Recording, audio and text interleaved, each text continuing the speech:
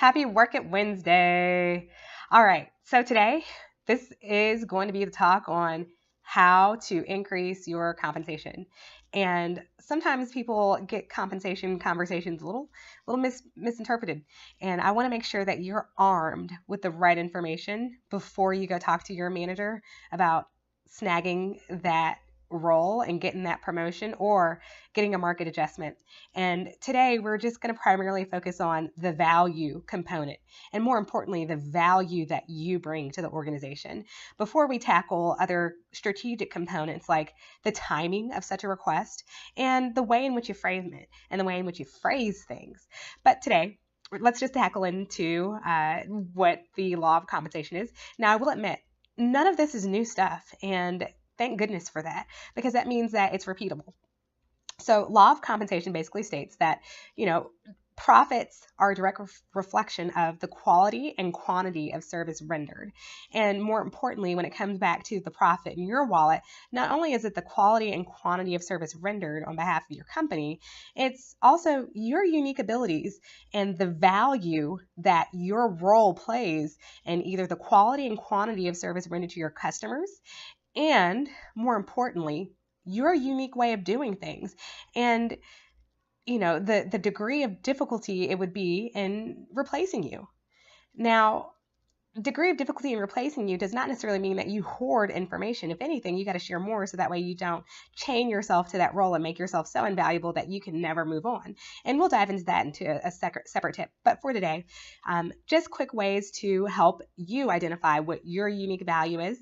I'd strongly recommend you might want to write this down, and this video might bear repeating. Grab yourself a legal pad or grab yourself a blank sheet of paper and make yourself 3 columns on there. Now, the first column, I would mark strengths. The middle column, I would mark organizational values. And that's going to differ culture to culture, from company to company, depending on the service that you render and, how it impacts your clients.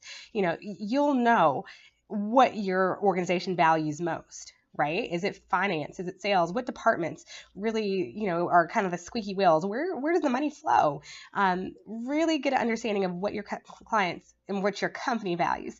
And then, more importantly, third column, also look at your role. How do you factor into that from a day-to-day with your current role? Now, strengths. If you're having some challenges identifying what your strengths are, I'd strongly recommend, and I'll put it down below in the comments box, or not comments, but below this video, a link to Strengths Finders. Simple tool, and I strongly recommend just doing the top 5 strengths. It's about $15. It doesn't take very long, but it definitely gives you great insights as to what your top 5 strengths are and what it is that you bring to the table. And that's extremely powerful and impactful when you can start tying in your strengths to your role.